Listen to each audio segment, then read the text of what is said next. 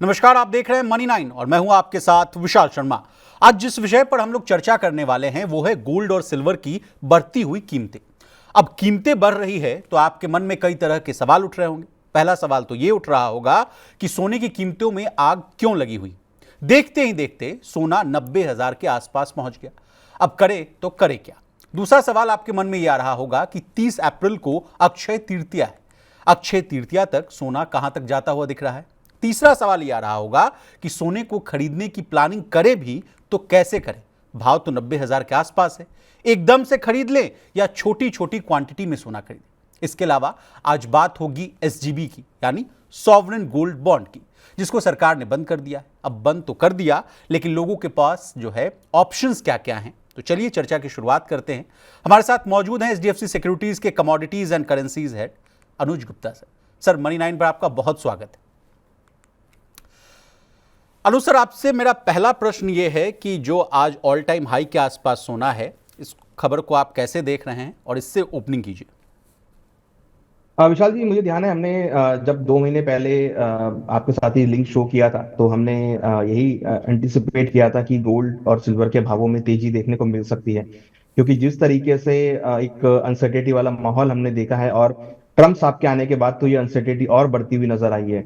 और कहीं ना कहीं अब federal reserve interest rate cut करने की बात भी कर रहा है, तो कहीं ना कहीं अगर आप देखेंगे तो जो ये तेजी आई है ये टोटली अनसर्टेनिटी के ऊपर डिपेंड है। और जिस तरीके से सेफ हेवन डिमांड बढ़ा है, जिस तरीके से डॉलर इंडेक्स 5 महीने के लो लेवल पर आ गया है, तो वहां से भी एक सेफ हेवन अपील आती हुई दिखाई दी है। तो जो फैक्टर हम देख रहे हैं वो सभी फैक्टर अब गोल्ड के लिए सपोर्टिव होते हुए दिखे हैं, जिसकी वजह से हमने ये गोल्ड में एक वन साइड रैली कंटिन्यू होती हुई देखी, जो 2024 में भी थी और अब वो रैली 2025 में भी कंटिन्यू होती हुई दिख रही है।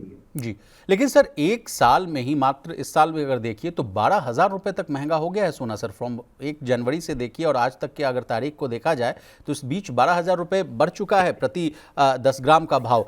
तो क्या इसके पीछे ट्रंप और अमेरिका और उनका जो टैरिफ वाला प्लान है वो है, या डॉलर के मुकाबले जो रुपए में जो कमजोरी हो रही है वो भी दूसरा फैक्टर है सर, सोने की कीमतों में जो तेजी आ रही है वो?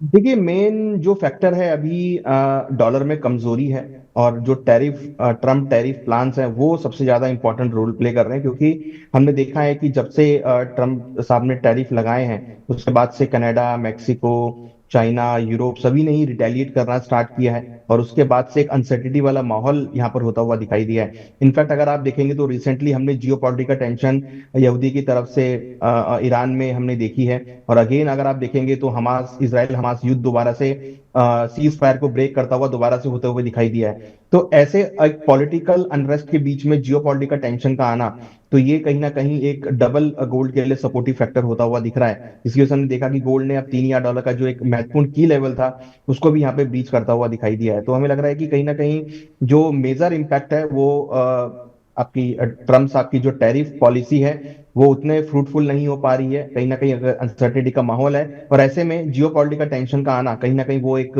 गोल्ड के लिए सपोर्ट होता हुआ दिख रहा है। सर सोने की बात हो तो चांदी का भी जिक्र हो जाता है, तो चांदी की भी जो कीमतों है उस पर भी आज चर्चा कर लेते हैं। 162 रुपये महंगा होकर 99,929 रुपये प्रति किलोग्राम पर आ गया है। चांदी पर भी आपका क्या कमेंट है सर? देखिए, चांदी अगर आप देखेंगे तो अब वो भी लाइफ टाइम हाई पर है, 1 लाख के ऊपर एमसीएक्स में ट्रेड करती हुई दिख रही है। इनफैक्ट अगर आप जीएसटी उसमें ऐड करेंगे तो कहीं ना कहीं 1,03,000 1,04,000 के आसपास के लेवल आपको फिजिकल मार्केट में आते हुए दिखाई देंगे। तो चांदी अगर आप देखेंगे तो एक पॉजिटिव डायरेक्शन में है। इंटरनेशनल मार्केट में भी आप देखेंगे तो वो कहीं ना कहीं अपने ईयर हाई के ऊपर ट्रेड कर रही है, $33 के ऊपर ट्रेड कर रही है, ऑलमोस्ट $34 के आसपास है।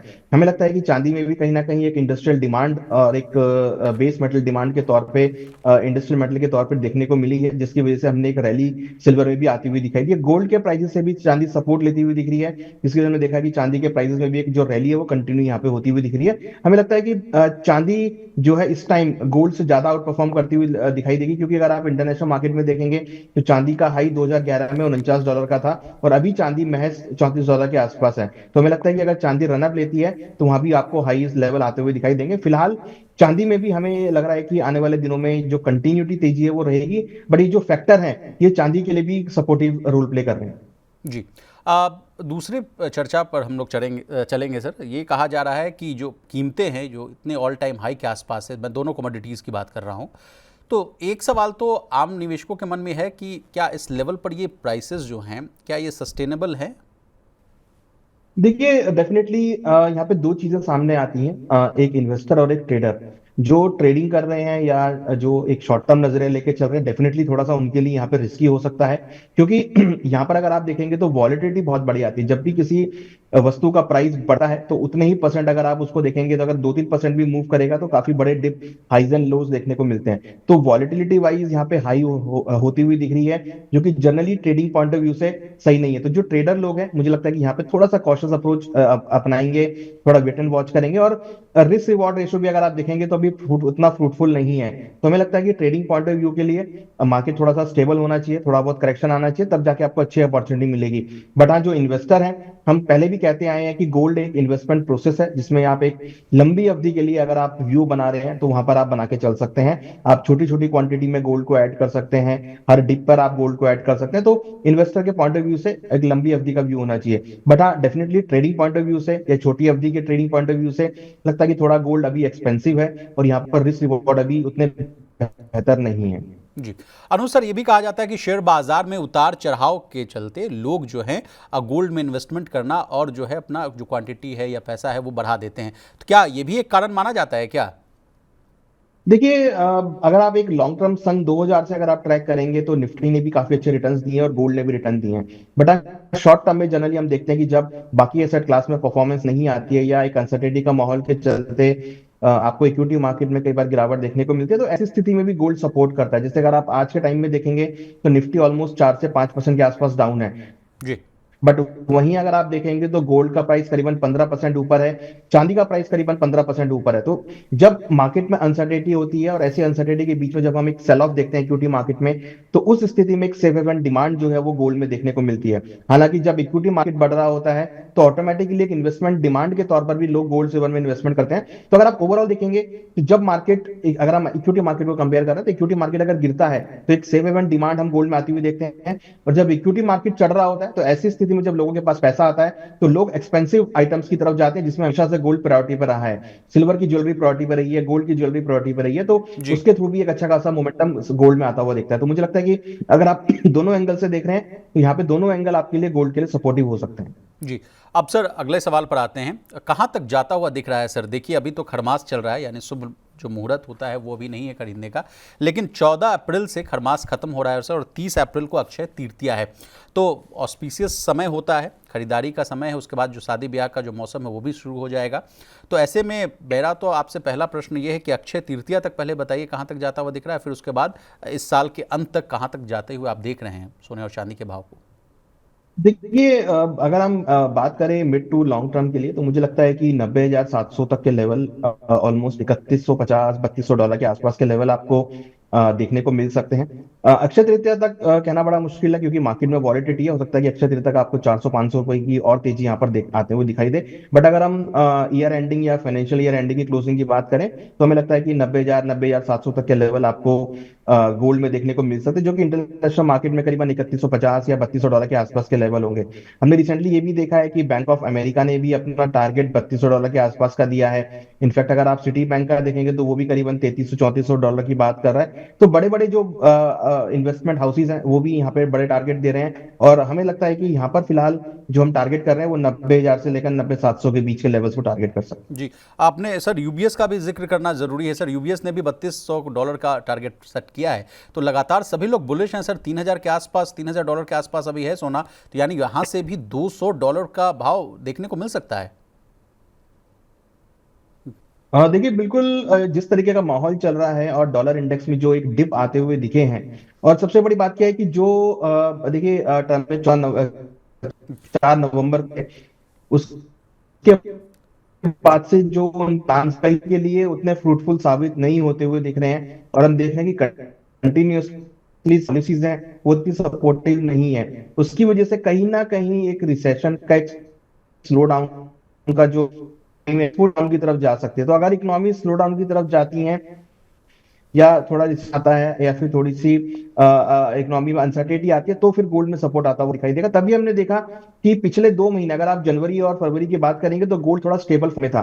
बट जैसे ही फेडरल रिजर्व ने बोला कि मार्केट थोड़ा सा अनसर्टेन है और एक रिटेलिएशन आता हुआ दिखाई दिया, तो गोल्ड में अगेन एक रन अप आता हुआ दिखाई दिया। तो अगर ऐसे ही अनसर्टेनिटी बनी रहेगी तो फिर गोल्ड अपनी एक स्पीड से आगे बढ़ता हुआ दिखाई देता है। जी अनुज सर, अब थोड़ा द बिगर पिक्चर पर चर्चा करते हैं। देखिए शेयर बाजार में, भारतीय शेयर बाजार में भारी उठापटक देखने को मिल रहा है सर। एसआईपी कैंसिलेशन का रेशियो देखिए, लोग अब कह रहे हैं तमाम जितने भी बाजार के जो दिग्गज हैं वो दो फार में बटे हुए हैं। किन्हीं लोगों का कहना है कि जो देखिए भयंकर मंदी आने वाली है, कुछ कह रहे हैं कि बॉटम आउट हो चुका है, 1-2 महीने का और समय दीजिए, उसके बाद 6 से 7% की तेजी देखने को मिल सकती है। शंकर शर्मा जैसे दिग्गज जो हैं वो कह रहे हैं कि 40% जो अपना पैसा है वो अच्छी खासी एफडी में लगाइए, 30% पैसा आप गोल्ड में लगा लीजिए, 30% पैसा आप जमीन में लगाइए जो 25 किलोमीटर दूर हो टाउन से। ऐसे में बड़ा सवाल उठता है सर कि क्या फिर से हम लोग क्या पारंपरिक जो निवेश के जो ऑप्शंस हुआ करते थे पहले जमाने के, क्या उसी के पास हम लोग वापस लौटते हुए दिख रहे हैं? देखिए, गोल्ड तो हमेशा से ही ट्रेडिशनल इन्वेस्टमेंट का पार्ट रहा है। हमने देखा है कि हिस्टोरिकली गोल्ड में काफी अच्छे इन्वेस्टमेंट होते थे। पहले गोल्ड ही एक ऐसा प्रोडक्ट होता था जहां पे लोग इन्वेस्टमेंट करते थे आफ्टर प्रॉपर्टी या जमीन के बाद में।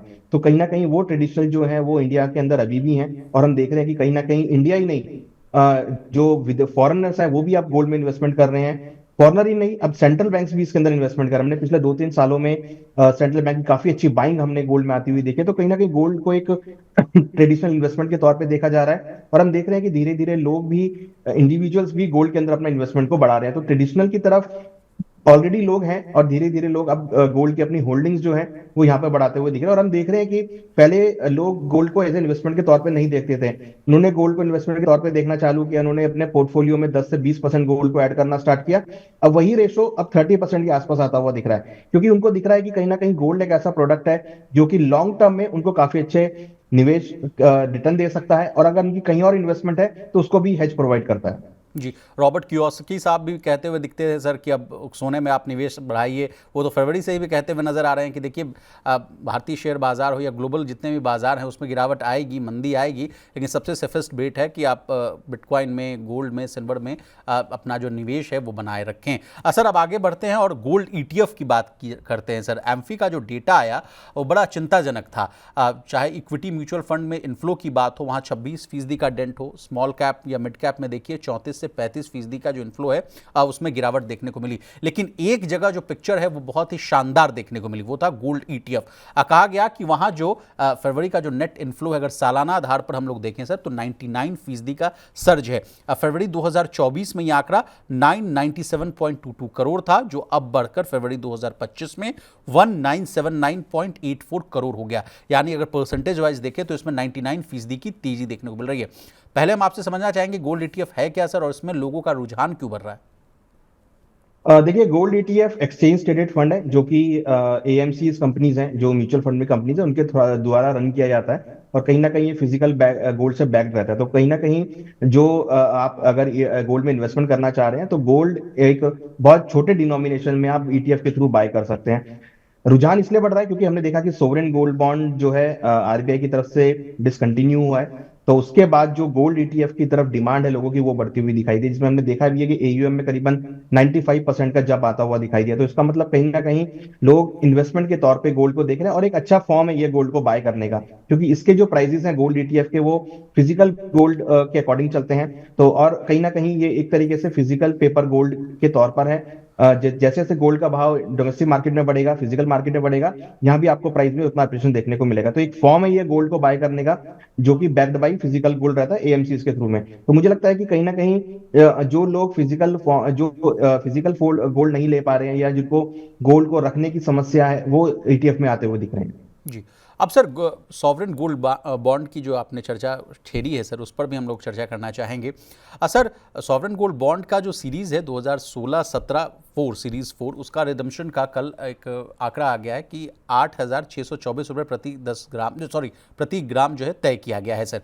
मुझे याद है सर कि 15 में इसकी शुरुआत हुई थी, उस समय मात्र ये 2600 रुपये प्रति ग्राम था, अब ये 8,624 रुपये प्रति ग्राम हो गया है। अच्छी खासी तेजी, अगर मुनाफा वाइज अगर देखें सर तो और भी अगर मैं डेटा निकालूं तो उसमें कहा जा रहा है कि 200% की तेजी जो है मुनाफा देखने को मिला। लोगों ने मोटा माल मतलब बनाया है सर, डिसकंटिन्यू किया गया। उसके पीछे एक कारण ये भी कहा गया सर कि सरकार को इसमें तगड़ा झटका लगा है, यानी 1,13,000 करोड़ के आसपास का उसको नुकसान हुआ है। मैं जहां तक आपसे लगातार मैं आपसे 4-5 साल पहले से जुड़ा हुआ हूं सर, हम लोग चर्चा करते थे कि गोल्ड को इंसेंटिवाइज करने के लिए सरकार ने ये स्कीम लाई थी। कहा गया कि डिजिटल पेमेंट कर दीजिए तो 50 रुपए का और छूट मिल गया, सालाना 2.5% का ब्याज भी दिया गया और तमाम तरह की कैपिटल गेन्स में छूट तक की बात की गई।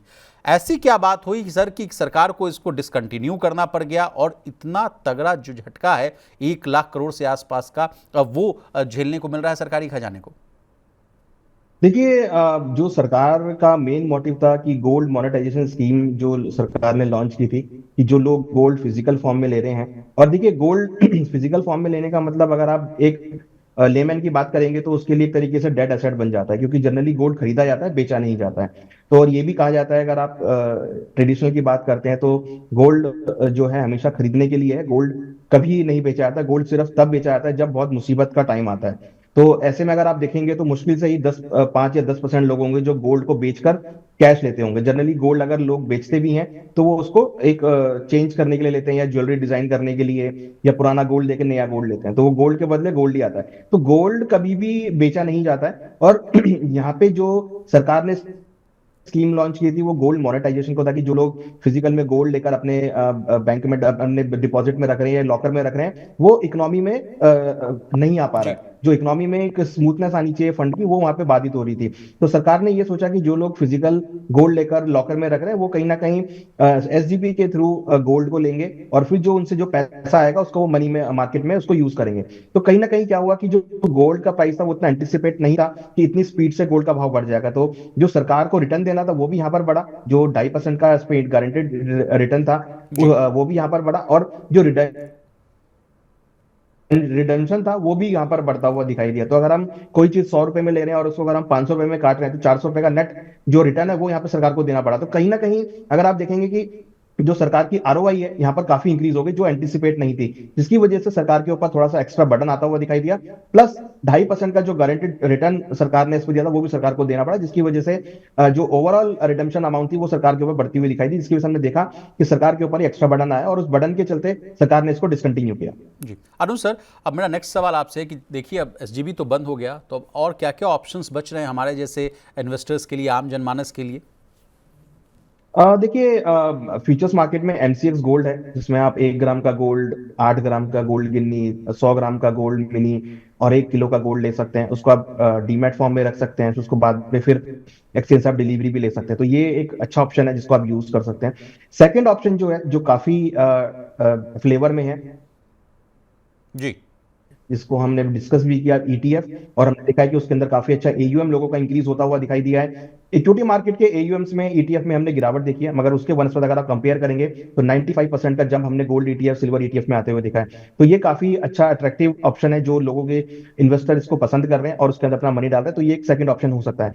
तीसरा ऑप्शन की अगर हम बात करें तो ट्रेडिशनल गोल्ड है ही। आपको फिजिकल गोल्ड लेना है तो आप गोल्ड कॉइन्स में, गोल्ड बार में, गोल्ड कैडबरी में आप इन्वेस्टमेंट कर सकते हैं, या गोल्ड ज्वेलरी ले सकते हैं। तो ये 3 ऑप्शन है जो मार्केट में अवेलेबल है, जिसको लोग अपनी इच्छा के अनुसार या अपनी यूज के अकॉर्डिंग इन्वेस्टमेंट कर सकते हैं। बट हाँ, अगर हम इन्वेस्टमेंट की बात करें तो यहाँ पर गोल्ड ईटीएफ सबसे टॉप पर आता है, जिसमें आप बाय करके उसको अपने डीमैट अकाउंट में एंड तक रख सकते हैं, जब तक आपको रखना है। इसको आप गिफ्ट भी कर सकते हैं। और उसके बाद आता है एमसीएक्स का गोल्ड, जिसको आप अपने डीमैट अकाउंट में बाय करके और धीरे धीरे इसको इकट्ठा करके फिर फाइनली डिलीवरी एक्सचेंज के थ्रू ले सकते हैं। जी अनुज सर, एक सवाल मेरे मन में अभी आ रहा है जो हमारे व्यूअर का भी सवाल है।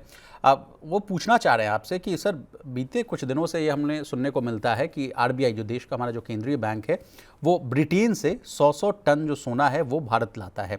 पिछले बार भी सुनने को मिला था कुछ महीने पहले, और अब भी सुनने को मिला था हाल फिलहाल में कि 100 टन सोना, यानी 200-300 टन सोना जो है वो भारत देश लाया जा रहा है। इसके पीछे की क्या कहानी है वो हम आपसे जानना चाहते हैं।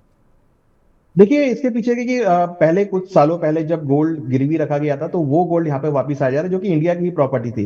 राइट, तो इसमें अगर आप देखेंगे तो इसमें ऐसा कोई लॉजिक, मतलब इसके पीछे कोई कहानी कुछ नहीं है। ये हमने पहले गोल्ड कभी हमने गिरवी रखा था, वही जी गोल्ड अब हम यहाँ से वापस लेते हुए दिख रहा है, तो ये यहाँ पर आता हुआ दिख रहा है। और अगर आप देखेंगे इसकी वजह से कहीं ना कहीं बैंक ऑफ इंग्लैंड में या यूरोप में जहां से हम गोल्ड ले रहे हैं वहां पर गोल्ड की शॉर्टेज होती हुई दिख रही है। तो ये भी एक बहुत बड़ा कारण है जिसकी वजह से हम देख रहे हैं गोल्ड के प्राइसेस में शार्प जंप आता हुआ दिख रहा है।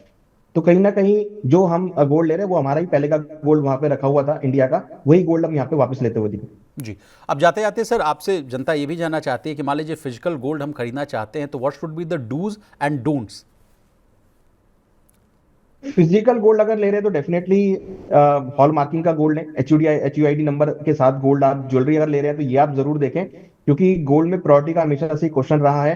तो एक अच्छे ज्वेलर से अगर आप लें, हॉल मार्किंग करके लें, एचयूआईडी नंबर जो उसमें आता है वो आप मार्क करके लें, जिससे कि आप उसको ट्रैक कर सकें।